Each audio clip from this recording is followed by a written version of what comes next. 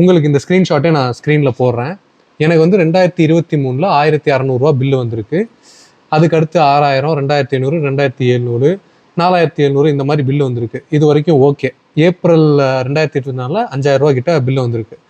ஜூனில் 9200 bill வருது. நான் வந்து நம்ம நிறைய யூஸ் பண்ணுறோமோ, ஜூன் ப்ராபப்ளி கொஞ்சம் ஹாட்டான மந்த்து, நம்ம நிறைய ஏசி யூஸ் பண்ணிட்டோமோ அப்படின்னு நினச்சிட்டு நம்ம குறைக்கணும்னு சொல்லி எல்லாம் ட்ரை பண்ணிட்டு இருக்கும்போது ஆகஸ்ட்டில் மறுபடியும் 15000 பில்லு வருது. 14860 ஏன்னா மறுபடியும் இந்த மாதிரி ஆகுது அப்படின்னு சொல்லிட்டு நம்ம கம்ப்ளைண்ட் பண்ணுறோம். வேறு ஏதாவது வீட்டில் இஷ்யூஸ் இருக்கான்னு சொல்லி செக் பண்ணுறோம். அக்டோபரில் என்ன வருதுன்னா 28,000 டிஎன்இபிலேருந்து பில்லு வருது. எப்படி? 28,000. நான் இருக்கிறது ஒரு வாடகை வீடு சென்னையில், ஒரு 2 BHK ஹவுஸ். ஒரு 2 BHK வீட்டுக்கு என்ன அளவுக்கு இபி பில் வரும்னு சொல்லிட்டு நீங்கள் யோசிச்சு பாருங்கள். மேக்ஸிமம் 5000 மேலே வரக்கூடாதுங்க நியாயமாக. ரொம்ப நீங்கள் ஹெவி ஏசி எல்லாம் யூஸ் பண்ணுறீங்கன்னா ப்ராபப்ளி ஒரு 7-8,000 வரலாம். எனக்கு அது தெரிஞ்சு அதுக்கு மேலெலாம் வரதுக்கு வாய்ப்பு கிடையாது. நான் வந்து இதுக்கப்புறம் நான் என்ன பண்ணுறேன், ஸோ பில்லு வந்து ஹை பில் வந்துருச்சு. இதுக்கப்புறம் நான் என்ன பண்ணுறேன், டிஎன்இபிலேயே வந்து கம்ப்ளைண்ட்டுன்னு சொல்லிட்டு ஒரு அந்த வெப்சைட்லேயே இருக்கும். அந்த வெப்சைட்டில் போயிட்டு நீங்கள் வந்து கம்ப்ளைண்ட் ரைஸ் பண்ணலாம். நானும் போயிட்டு அங்கே போயிட்டு ஆன்லைனில் போய் கம்ப்ளைண்ட் ரைஸ் பண்ணுறேன். ரைஸ் பண்ணால் இமீடியட்டாக அவங்களே க்ளோஸ் பண்ணுறாங்க. இதில் என்ன ஒரு ட்விஸ்ட்டுன்னா, அதாவது நீங்கள் கம்ப்ளைண்ட் ரைஸ் பண்ணுறீங்க, அவன் கொடுத்த சொல்யூஷன் உங்களுக்கு ஓகேவோ இல்லையோ அதெல்லாம் கேட்கவே மாட்டான். ஏதாவது ஒரு கமெண்ட்டை போட்டு அவன் க்ளோஸ்னா அந்த கம்ப்ளைண்ட் க்ளோஸ். நீங்கள் வந்து அக்செப்ட், டிக்ளைன் அந்த மாதிரி எதுவுமே கிடையாது. நான் கம்ப்ளைண்ட் க்ளோஸ் பண்ணால் க்ளோஸ் தான். அந்த மாதிரி தான் டிஎன்இபியோட கம்ப்ளைண்ட் சிஸ்டம் ஒர்க் ஆகுது. நான் இந்த மாதிரி ஒரு 3-4 கம்ப்ளைண்ட் ரைஸ் பண்ணேன். எல்லாத்துக்கும் எல்லாமே கரெக்டாக இருக்குது, பில்லு கட்டுங்க, எல்லாமே கரெக்டாக இருக்குது, பில்லு கட்டுங்க, இங்கிலீஷ்லேயே போட்டு க்ளோஸ் பண்ணிட்டான். இதுக்கப்புறம் நான் கூகுளில் தேடுறேன், டிஎன்இபிக்கு ஏதாவது ஹெல்ப்லைன் இருக்கா அப்படின்னு சொல்லிட்டு. 1912 ஏதோ சம் நம்பர் கூகுளில் காட்டுச்சு. அதுக்கு ஃபோன் பண்ணால் ஒரு லேடி எடுத்து பேசினாங்க. இந்த மாதிரி மேடம், இந்த மாதிரி இந்த வீட்டுக்கு எனக்கு இவ்வளோ பில்லு வந்திருக்கு அப்படின்னு சொல்லி நான் அவங்ககிட்ட பேசுகிறேன். அவங்க என்ன சொல்கிறாங்க, நீங்கள் நேரில் போய் பேசினா தான் சார் இதுக்கு வந்து ஒரு தீர்வு கிடைக்கும். ஃபோனில் நாங்கள் எதுவும் பண்ண முடியாது. நீங்கள் போய் உங்களுடைய ஏரியாவோட இபி ஆஃபீஸில் போய் உங்கள் ஏஐயை கண்டுபிடிச்சி அவர்கிட்ட ஒரு லெட்டர் எழுதி கொடுங்க. He has to solve that, he will solve தட்னு சொன்னாங்க. நானும் ஒரு A4 ஷீட்டை எடுத்து அன்புள்ள டிஎன்இபிக்குன்னு லெட்டர்லாம் எழுதிட்டு, இந்த மாதிரி எனக்கு இந்த மாதத்தில் 9,000, 15,000, 28,000 கால்குலேட் பண்ணால் நீங்கள் 50,000க்கு மேலே எனக்கு பில்லு போட்டிருக்கீங்க சார். இவ்வளோ 3 சைக்கிள்லாம் இவ்வளோ பில்லு வரக்கூடாது. Domestic connection. எனக்கு என்ன டவுட்னா, 2 பக்கமும் வீடு கட்டிட்டு இருக்காங்க. அவங்க ஏதாவது திருடி எடுத்துட்டாங்களா இல்லை இந்த மாதிரிலாம் வேற எனக்கு டவுட் வருது. என்ன ப்ராப்ளம்னு எனக்கு தெரியல இது வரைக்கும். அவங்கள்ட்ட போய் கொடுக்குறேன். அவங்க என்கிட்ட ஒரு சூப்பராக ஒரு விளக்கம் சொன்னாங்க. என்ன விளக்கம் சொன்னாங்கன்னா, கொரோனா வந்துச்சுல்ல சார், ஒரு 3 வருஷமாக நாங்கள் ரீடிங்கே எடுக்க வரல. உங்களுக்கு கொரோனாவுக்கு முன்னாடி என்ன பில்லு ஓடிச்சோ அதை தான் நாங்கள் திரும்ப திரும்ப திரும்ப திரும்ப குத்து மதிப்பாக போட்டுட்டு இருந்தோம். இப்போது நாங்கள் புதுசாக ரீடிங் எடுக்க ஆரம்பிச்சிருக்கோம். அவர் உங்களுக்கு பெண்டிங்காக, அதாவது நாங்கள் அப்ராக்சிமேட்டாக போட்டதை விட உங்களுக்கு அதிகமாக ஓடி இருந்தால் எல்லாத்தையும் ஒரே சைக்கிளில் போட்டிருப்பாரு, அதனால் உங்களுக்கு இவ்வளோ பில்லு வந்திருக்கும் அப்படின்னு ஒரு சொன்னார். ஆக்சுவலாக அது உண்மைதான், நிறைய இடத்துல அவங்க ரீடிங் எடுக்க வரல. பட் அப்படி போட்டால், அதாவது மாதம் ஒரு அமௌண்ட்டாக அவங்க சேர்க்கறதுக்கும் 2-3 வருஷத்துக்கு மொத்தமாக சேர்த்து ஒரே நாளில் போடுறதுக்கும் பார்த்தீங்கன்னா நமக்கு வந்து காஸ்ட்டே எப்படி கேல்குலேட் பண்ணுறாங்கன்னா 100 வரைக்கும் ஃப்ரீ, 100 to 200 ஒரு அமௌண்ட்டு, 200 to 300 அமௌண்ட்டு ஏறிக்கிட்டே போகும்.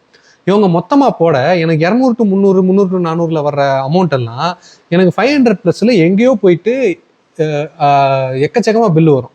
நம்ம யூஸ் பண்ணதுக்கே அவங்க பிரித்து போடுறதுக்கும் சேர்த்து போடுறதுக்கும் ஒரு டிஃப்ரென்ஸ் இருக்குது. சேர்த்து போட்டாங்கன்னா உங்களுக்கு பில்லு வந்து அதிகமாக தான் வரும். பிரித்து போடும்போது அந்தந்த மாதத்துக்குரிய அளவில் வந்து அது ஒரு அளவாக வரும். மொத்தமாக சேர்த்து போடும்போது அது எங்கேயோ பிச்சுக்கிட்டு போயிடும். ஸோ இதெல்லாம் நான் சொல்லி கேட்டேன். நான் ஒருத்தரை பார்க்க சொல்கிறேன் அப்படின்னு சொல்லி அவர் கிளார்க்கை கை காமிச்சார். நான் அவர்கிட்ட போய் பேசினேன். அவர் மண்டே ஆட்டினார். 2 நாள் கழிச்சு அவர் ஃபோன் நம்பர்லாம் வாங்கிட்டு போயிட்டு அவர்கிட்ட ஃபோன் பண்ணி பேசுகிறேன். தம்பி, இது பில் போட்டாங்கன்னா எதுவும் பண்ண முடியாது, அவங்க சொல்லுவாங்க, ஆனால் வந்து இதெல்லாம் சரி பண்ண முடியாது, உங்களுக்கு அடுத்த மாதம் பில்லு கரெக்டாக வராமல் நாங்கள் பார்த்துக்குறோம், நீங்கள் போயிட்டு இது பண்ணுங்க அப்படின்னு சொல்லி இப்படி சொல்லி அனுப்பிச்சிட்டாங்க. அதுக்கப்புறம் தான் எனக்கு 28,000 பில்லு வந்துச்சு. இதுக்கப்புறம் நான் என்ன பண்ணுறேன், இது வந்து சரிப்பட்டு வராது, நம்ம வேறு ஏதாவது நார்மலான வேஸ் மூலமாக நம்ம போய் பார்த்துட்டோம், அவங்கள்ட்ட போய் லெட்டர் கொடுத்து பார்த்துட்டோம், நேரில் பேசி பார்த்துட்டோம், ஃபோன் பண்ணி பார்த்துட்டோம், எதுவும் ஆகலை. ஸோ என்ன பண்ணுறேன்னு சொல்லி நான் தேடிட்டு இருக்கும்போது ஃபேஸ்புக்கில் இதை பற்றி நான் போட்டிருந்தேன். அப்போ என்னுடைய நண்பர் வந்து ஒரு லாயர் இருக்கார், சிந்துராம் அப்படின்னு சொல்லிட்டு. அவர் வந்து நீங்கள் எனக்கு கால் பண்ணுங்க, நான் உங்களுக்கு ஃப்ரீயாக இருக்கும்போது கால் பண்ணுறேன் ப்ரோ, என்ன பண்ணுறேன்னு நான் சொல்கிறேன் அப்படின்னு சொல்லி சொன்னார். அவர் வந்து என்ன சொல்கிறாருன்னா, consumer grievance redressal forum, CGRF அப்படின்னு சொல்லிட்டு ஒரு இது இருக்குது. அதுக்கு வந்து கன்சியூமர், அதாவது நாட் ஒன்லி ஃபார் டிஎன்இபி, நீங்கள் கன்சியூமராக எங்கே இருக்கும் பட்சத்திலும் நீங்கள் அதுக்கு ரைஸ் பண்ணலாம். கிட்டத்தட்ட கன்சியூமர் கோர்ட்டுக்கு ஒரு லெவல் முன்னாடின்னு வச்சுக்கோங்களேன். அதில் போயிட்டு நம்ம போடலாம் அப்படின்னு சொல்லிட்டு நான் ஒரு நோட்டீஸ் அனுப்புகிறேன் உங்கள் சார்பா அப்படின்னு சொல்லிட்டு சொல்கிறாரு. நான் அவருக்கு என்னோட டீட்டெயில்ஸு பில் எல்லாத்தையும் அனுப்புகிறேன். அவர் அதெல்லாம் கொலேட் பண்ணி அவரோட ஸ்டாம்ப் பேடில் அவர் ஒரு லெட்டரை போட்டு இந்த மாதிரி என் கிளைண்ட்டுக்கு இத்தனை தடவை வந்து உங்களுக்கு இத்தனை தடவை அதிகமாக நீங்கள் பில்லு ரைஸ் பண்ணியிருக்கீங்க, அவர் உங்கள்கிட்ட நேரில் வந்து கம்ப்ளைண்ட் பண்ணியிருக்காரு, ஆன்லைனில் கம்ப்ளைண்ட் பண்ணியிருக்காரு, ஃபோன் பண்ணி கம்ப்ளைண்ட் பண்ணியிருக்காரு, எல்லாத்தையும் நீங்கள் க்ளோஸ் பண்ணிட்டீங்க, எந்த ஒரு ஆக்ஷனும் எடுக்கலை, உங்கள் மேலே வந்து ஏன் நாங்கள் வந்து வழக்கு தொடுக்கக்கூடாது அப்படின்னு சொல்லி கன்சியூமர் கிரீவன்ஸை சிசி வச்சு அவர் போட்டார். 1 monthல என்ன பண்ணுறாங்க, நான் போய் கேட்டு அதெல்லாம் ஒன்றும் பண்ண முடியாதுன்னு சொன்ன அதே ஆளுங்க அவருக்கு ஃபோன் பண்ணி எல்லாருக்கும் ஃபோன் பண்ணி இதை வந்து நாங்கள் எல்லாத்தையும் ரீஃபண்ட் பண்ணிடுறோம், என்னன்னு நாங்கள் உடனே பார்க்க சொல்கிறோம் அப்படின்னு சொல்லிட்டு இமிடியேட்டாக ஆள் அனுப்புகிறாங்கங்க. நான் போய் கேட்டும் ஒன்றுமே பண்ண முடியாதுன்னு சொன்னவங்க 1 weekல வீட்டில் வந்து மீட்டரை எடுத்து பழைய மீட்டரை எடுத்துட்டு புது மீட்டரை வச்சுட்டு போகிறாங்க. பழைய மீட்டரில் ஆக்சுவலாக மீட்டரில் தான் பிரச்சனை. என்ன ஆயிருக்கு, நான் யூஸ் பண்ணுறனோ இல்லையோ ஒரு நாளைக்கு 30 யூனிட் ஓடி இருக்கு.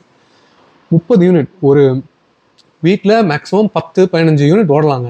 8 யூனிட் 9 யூனிட் தான் ஓடும் ஏசியெல்லாம் நீங்கள் யூஸ் பண்ணலைன்னா. 30 யூனிட் வந்து நீங்கள் ஏசியெல்லாம் போட்டு அதை 18-16 வச்சு ஃபுல் ஃபோர்ஸில் நாள் ஃபுல்லாக அடிச்சு ஓட விட்டா கூட வராது. நான் கேல்குலேஷன்லாம் பண்ணி பார்த்தேன். இவ்வளோ யூனிட்லாம் எவ்வளோ 1200 யூனிட் 1700 யூனிட் ஓடி இருக்குன்னா எனக்கு பில்லு வந்தது.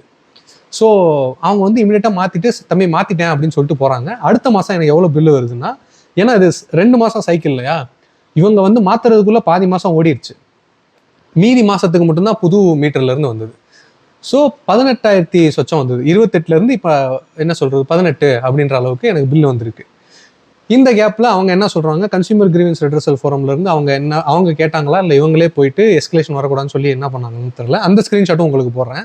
இந்த ஸ்க்ரீன்ஷாட்டில் பாருங்கள், நாங்கள் வந்து உங்களுடைய மீட்டர் எடுத்து நாங்கள் டெஸ்ட் பண்ணோம். அதாவது இந்த மாதிரி எப்போவுமே மீட்டரில் பிரச்சனைனா மீட்டரை கழட்டிட்டு போய் எம்ஆர்டி ரிப்போர்ட்டுன்னு ஒரு ரிப்போர்ட் எடுக்கணுங்க.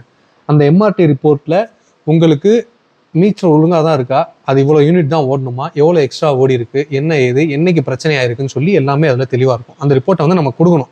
ஆக்சுவலாக இவங்க கொடுக்குறதே கிடையாது. அதெல்லாம் கொடுத்தாங்கன்னா உங்களுக்கு நம்ம ஈஸியாக அவங்களே பார்த்து அவங்க லெவல்லே சால்வ் பண்ணக்கூடிய விஷயம் தான் அது. அவங்க என்ன சொல்கிறாங்க, 2021லேயே உங்கள் மீட்டர் வந்து புட்டுக்குச்சு, அது பூட்ட கேஸ் ஆயிடுச்சு. ஆனால் என்ன சொல்கிறது, 2021 கொரோனா இருந்தனால நான் வீட்டை பூட்டிட்டு நான் ஊர் பக்கம் போயிட்டேன். என்ன சொல்கிறது, கரண்ட்டே மெயினே சுவிட்ச் ஆஃப் பண்ணிட்டேன். அதனால் எனக்கு நிறைய இடத்துல கரண்ட்டே யூசேஜே இல்லாதனால அந்த பிரச்சனை எனக்கு தெரியல. நாள் ஆக ஆக ஆக இந்த மீட்டர் வந்து உக்கிரமாகி ஒரு கட்டத்தில் நீ யூஸ் பண்ணுறியோ இல்லையோ நான் ஓடு வேண்டாம் 30 யூனிட் அப்படின்ற மாதிரி ஓடி இருக்குது. ஸோ இவங்க என்ன பண்ணியிருக்காங்க, 5000 ரூபா வந்து என்னுடைய டிஃபால்ட் அமௌண்ட், அதாவது ஒரு மாதத்துக்கு ஆவரேஜாக 5000 ரூபா உனக்கு கணக்கு, 5012 ரூபா, ஆக்சுவலாக 5012 ரூபா கணக்கு வச்சு அந்த 5012 ரூபாய்க்கு மேலே எவ்வளோ காசு வந்துச்சோ அதெல்லாம் நாங்கள் ரீஃபண்ட் பண்ணுவோம் அப்படின்னு சொல்லி ஒரு கதை சொல்லி ஒரு கேல்குலேஷன் பண்ணி, அதாவது 5000 ரூபாய்க்கு மேலே வந்தால் தான் இவங்க ரீஃபண்டே பண்ணுவாங்களாம். ஆனால் இவங்க பிரச்சனை ஏன் 5000 ரூபான்னு வைக்கிறாங்க, 2000 ரூபான்னு வைக்கலாம்ல, 1000 ரூபான்னு வைக்கலாம்ல. நான் யூஸே பண்ணல நிறைய மாதம், அப்போ கூட இவங்க ஓடி ஏதோ அது நான் பில்லு கட்டியிருக்கேன். ஆனால் அதெல்லாம் இவங்க 5000 ரூபான்னு ஒரு அமௌண்ட்டு என்ன கேல்குலேஷனில் அதை ஃபிக்ஸ் பண்ணாங்கன்னு சொல்லலை. மொட்டையாக 5000 ஃபிக்ஸ் பண்ணி அதிலிருந்து கழிச்சு 49,537 ரூபா இவங்க வந்து எனக்கு ரீஃபண்ட் பண்ணுறேன்னு சொல்லிட்டாங்க. இதில் என்ன பிரச்சனைனா, நான் இருக்கிறது வாடகை வீட்டில் வந்து ஒரு சைக்கிளுக்கு 2000 ரூபா உங்களுக்கு பில்லு வந்துச்சுன்னா ஒரு வருஷத்துக்கு 6 சைக்கிள் 12,000 ரூபா பில்லு வரும். 48,000 ரூபா பில்லு வரணும்னா 48/12 போடுங்க, 4 வருஷத்துக்கு மேலே ஆகும்.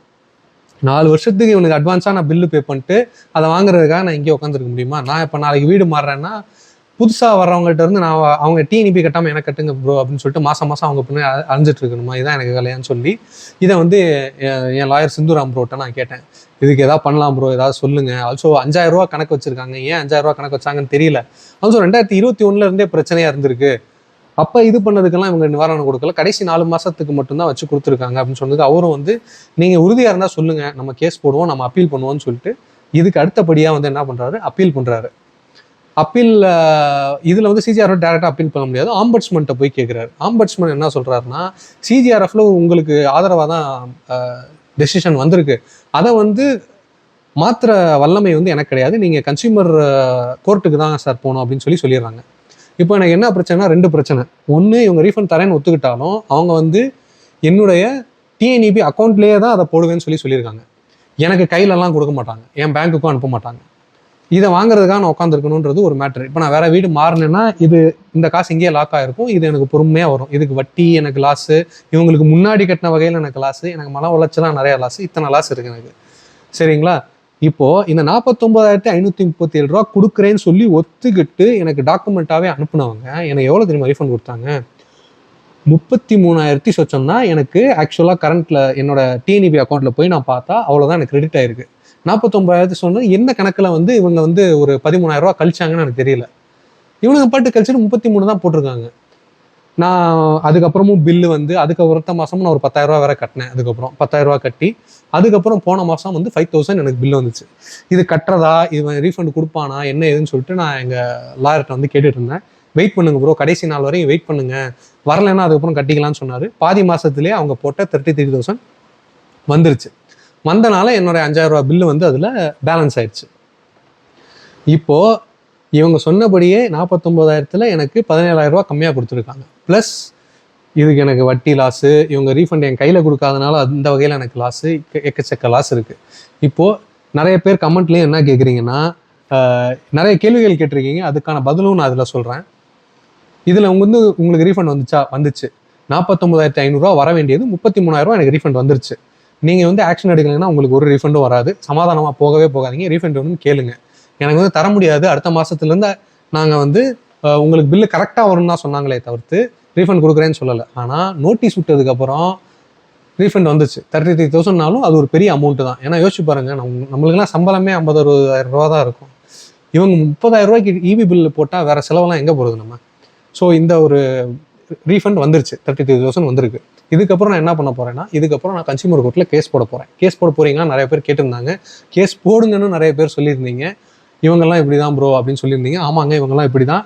நம்ம சட்டத்தை கையில் எடுக்காத வரைக்கும் யாருமே நம்மளை மதிக்க மாட்டாங்க, யாருமே நமக்கு எந்த உதவியும் செய்ய மாட்டாங்க.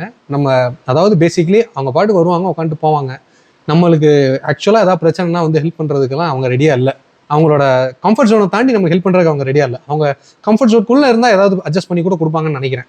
ஆக்சுவலாக எங்கள் ஏரியாவில் நிறைய பேருக்கு இந்த பிரச்சனை இருந்திருக்கு. ஒரு சில பேர் அமௌண்ட்டு கொடுத்தெல்லாம் அட்ஜஸ்ட் பண்ணியிருக்காங்க.